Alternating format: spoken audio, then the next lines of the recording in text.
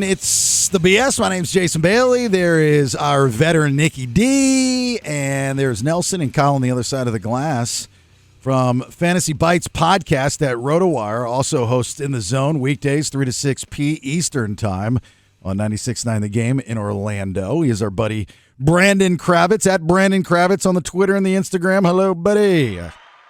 How are all of you fine, beautiful people? We be good. Like when we connect before we go on the air, I spend a good 3 to 4 minutes waving at you, and you don't reply. Oh, I'm just curious I'm because usually trying to get something done in between that time. I'm like, you guys always play great music, so I'm just jamming out, and I take care of the thing that's like at the bottom of my priority list, just to kind of fill the 5 minutes as I'm hanging out. So well, it looks it's not intentional. It looks like you see me, and I'm going, I think he's got some eye problems. Oh, I'm good. 2020, baby. All right, wait till you turn 46. That all changes, I promise you. All right, what are we at? Week 10 of the NFL. So this is for us fantasy football nerds, and this is for those that like to do like the DraftKings stuff. And those that even like to, if you can, find a place, you go to Vegas or wherever it is, do a little sports book betting. We go through and we have in the state of Florida as of like 3 days ago. I saw that you guys got it finally. You have to work out a deal with the Seminole Council, but they finally okayed it, right? Whatever works. Yeah, whatever works. Yeah, sure. Originally, I was like, no, you want to hold out, get the competition in there, but something's better than nothing, and it's not like I see any of the money anyway. All it's going to do is cost me money. So either way, here in California there is no sports book betting, but it's been it's been on the docket and it's been voted on, I guess previously, which I've been told, and it's like everybody wants the same thing. It's just which is to have the sports book betting, but we have casinos, and plenty of them. Unlike the state of Florida, where the Seminole tribe runs the gamut on casinos outside of poker rooms and pari-mutuels like horse bets or horses and dogs and whatnot. So we've got true casinos like Sky River and Elk Grove and, these beautiful places. So you have so many different parties that would be involved in the sports book betting that everyone has to be on the same page to make it fair, including the state. So eventually they'll figure it out and they'll work it out. I'm pretty sure of it. I mean, that's from what I've been told, which is always fun. I mean, like to go into a sports book on a Sunday, get some food, grab an adult beverage and, walk out with an easy $50 or $100 because you bet the under on the Carolina-Chicago game, which was a no-brainer. That's pretty good, so. Yeah, absolutely. Bad. I mean, that's why I wear this hat every week when we're going to do this show for Better Edge, because with what they've done is removed the sports book from the equation. I think sports bettors, I'm an avid sports bettor. I advocate for it. It's a fun hobby of mine. And for years, you weren't able to do it in the state of Florida. But it removes that and makes it person to person. I think sports bettors and sports fans think that like they have to be held by the collar by a sports book. That's not necessarily the case. So that's not what this segment's about, but that's my little side tangent. Or like back in the day, a bookie, which everybody feared. It's like, I got a guy. It's like, that guy comes by this week. Tell him I'm not here. Yeah, you don't want to meet that. You don't want to meet Uncle Paulie. Yeah. So as far as quarterbacks go for some fantasy football, Brandon, who we liking this week? Yeah, my quarterback de jour would be, it's not sexy, but it's effective. Baker Mayfield of the Tampa Bay Buccaneers, at least 235 pass yards over the last 3 weeks. He's exceeded that in 2 of the last 3. And he's had 5 total passing touchdowns over that course of 3 games. So he's balling right now, and he's got a great matchup too. The Titans' pass defense wasn't good to start the year. It hasn't been good all year, and they just traded away their best piece in the secondary, Kevin Byard, to the Philadelphia Eagles. So at the very least, even if the Bucs lose this game like they did last week to the Houston Texans, Baker Mayfield should be able to put up a decent stat line. Yeah, and if you're not familiar with this segment, the obvious is the obvious to play, but Brandon is going to point out people that, especially if you need a streamer, Hurts is on a bye, Tua's on a bye, Mahomes is on a bye. Yeah. And speaking of that, it's a rough week for the bye week quarterbacks. Can I ask you then, you say Mayfield, he's available. What about Minshew? Because that's who I was going to pick up because the Patriots, my favorite team, have been trash all year. Yeah. Who do you like better? Still Mayfield? The Patriots have been absolute trash. The one thing that they still do pretty well is play defense. and I still trust. I know that it's not the Belichick. Well, tell me that we knew. I mean, I've got their defense years ago, but he should be able to slow down Gardner Minshew. I think Baker Mayfield just has better wide receivers, and he's got a great matchup against Tennessee. So without a doubt, I would go Baker Mayfield in that spot. He's starting for my team as of right this moment. Let's do it. Let's get it, Nelson. All right, running back. And by the way, there's like this week, the games are either high or they're low, according to Vegas. I mean, you're going to have some, and I even think some of the games are going to outperform Vegas's expectations. Like 49ers will be in Jacksonville. I think that's going to be a high-scoring game. Houston and Cincinnati, that'll be a high-scoring game. That's at 47. The San Francisco-Jacksonville's at 45. Even the Detroit at L.A. and the Chargers game is at 48.5. That should be interesting. That one, I think, is a shootout. Now, you and I might have a bet on the board with something you just said. All right. These pop up spontaneously. We don't force these. Mm-hmm. But you just said the Jags and the 49ers that's going to be a high-scoring game. I do. Friendly wager. I'll take the under. You take the over. Okay, I'll take the over. Yeah, absolutely. I think it'll exceed. What's the total on that? 40. Well, I've got 45 in front of me, so. Okay, that's fine. We'll go 45 as the number. Jacksonville coming off a bye, right? Yeah, coming off a bye. No, San Francisco defenses. coming off a bye. That's the thing with Jacksonville that people don't give them credit. They're one of the better defenses, really good at getting after the quarterback, creating takeaways, and the 49ers might be without Trent Williams, their best offensive lineman. And the 49ers, that's how they butter their bread, is on the defensive side of the ball. So I think that this game could be like a similar score to what we saw last night, but a prettier version of it. Oh, God, no. I mean, it was 29 last night with Chicago beating Carolina 16-13. Boring. This game is not going to be that. I understand what you say, a prettier version, but there will be more a hard-hitting classic NFL game. It'll be that game will be the Cleveland-Baltimore game. I'm telling you, that's at 38, which is a low-scoring game, and rightfully so, because it's that matchup. But that's going to be, I think, a very, very good ball game on the defensive side of things. So running back-wise, who do you like? I bring that up because the hot waiver wire pickup this week was Keaton Mitchell. Yeah. And I got him in just about every one of my leagues, but I'm not playing him because he's going up against arguably one of the best defenses in Cleveland. Yeah, I mean, you can start him if you want to. I still want to see it with some consistency. We've seen two big games from Keaton Mitchell. One was in sort of a blowout setting. Last week wasn't. He saw as many touches as anybody else in the first half before this thing got away from the Seattle Seahawks. So I do think it's sustainable, but we just don't know that for a fact.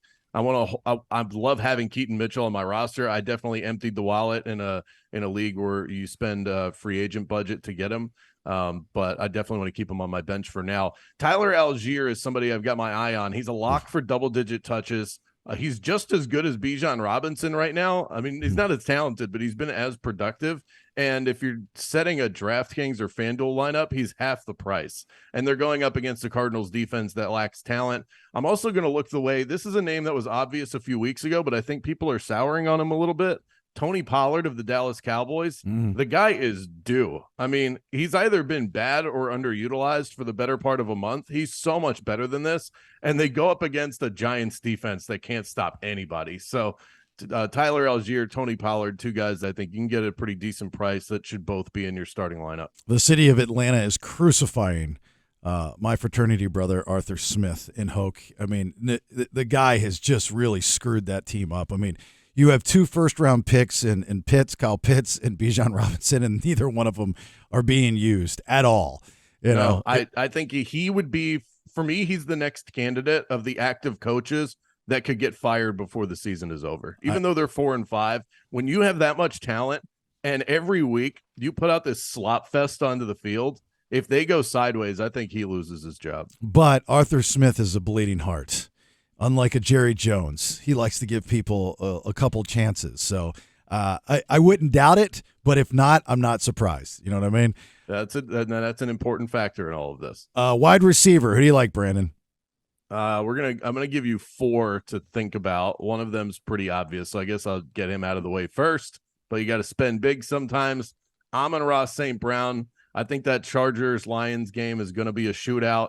Give me the best wide receiver playing on either side. St. Brown will be catching a ton of passes from Jared Goff in this game. You got to throw to keep up with Justin Herbert, so he should have a big game. Tank Dell of the Houston Texans, he just continues to impress. He's the best receiver on the Texans, in my opinion. He beats man coverage. He beats zone coverage. It doesn't matter what you throw at him. He's a surgical route runner. He's playing way above his head in terms of his age and his size. I mean, he's a small guy. He's a rookie, but he led college football in receiving yards last year, and he's just picking up right where he left off at the college level. Nobody can guard this guy, and C.J. Stroud's playing out of his mind. Quentin Johnston's another guy. He hasn't really shown out yet, but it's now or never, dude. Like, you gotta, at some point, put it on tape. Josh Palmer is out, which means he'll be the number 2 receiver for the Chargers in a game that I said I think is a shootout. So it's kind of like, crap or get off the pot with Quentin Johnston. They drafted this guy in the first round, and he hasn't really shown anything yet. And another would be Mike Evans. Hey, if I like Baker Mayfield as much as I do going up against the Titans defense, then why not take his number 1 wide receiver? Should be good for 75 yards and a touchdown. Yeah, I like all those. And just quickly finish up with tight ends, and I want to bring up 2 games before we end. Yeah, I'll go Dalton Kincaid. He's my favorite one this week. That's a little bit less than the the obvious uber talented Mark Andrews at the top. He's coming off of his most heavily targeted game of the season.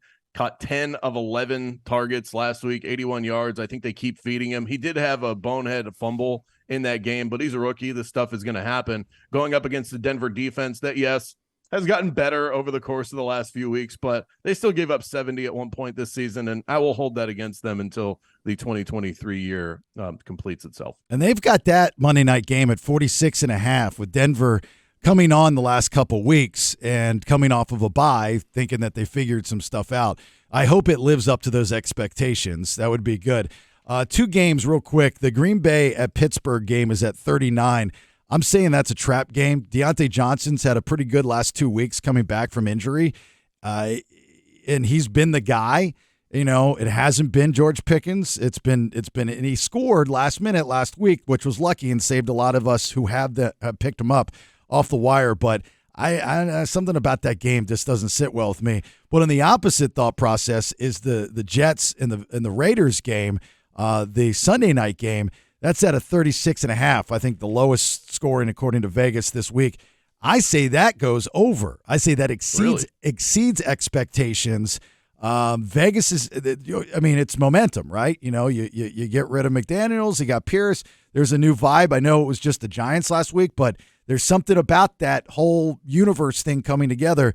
I say that I would say it you're at 40 and a half. On that. Here's the problem. You can blindly just take the under on every primetime game from now until the end of the year, and you'll probably end up coming out on top. Primetime unders are 23-7 this year. Wow. It's astounding. This one's going to be, I got to feel, well, just remember that. I'll shoot you a text on Sunday night, and late for you, early for me. We'll see. Okay. You have your hand up. Nelson has his hand raised. Yeah, listen, I know a little bit about football, but what's a trap game? I hear men say that all the time, and I'm like, it really is a trap game.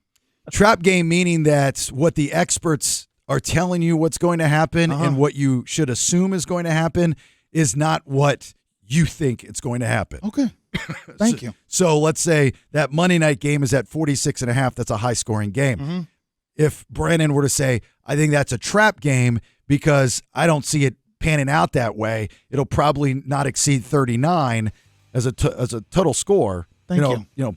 Yeah, that's what. Yeah, I've never known basically that. The sports book that's setting the line is trying to lay a trap. They're trying to bait you in. It's like just think of a trap game like a honey trap. Okay. It's not a trap. It's not a trap. It's not a trap.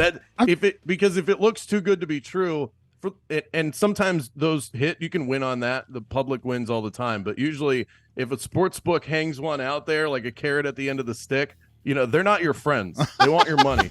They're not your buddies. They don't go to work going, I hope everybody really wins today. I really want Nelson to be able to buy his family Christmas presents this year.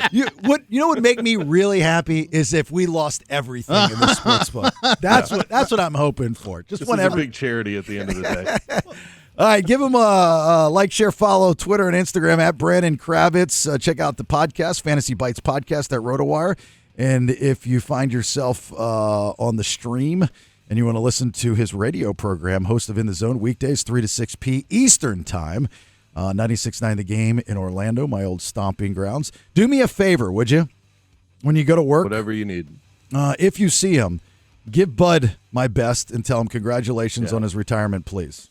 I had to listen to the last couple minutes of his show. The guy's an absolute legend. Retired today after 57 years in broadcasting. It's amazing how long you can do this if you don't get shuffled out the door.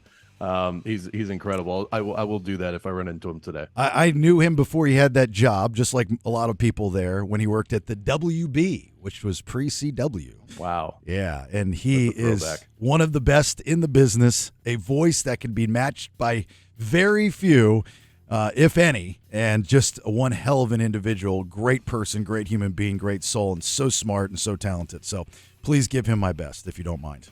I will do that. You all enjoy your weekend. You too, buddy. Talk to you later. Thank you.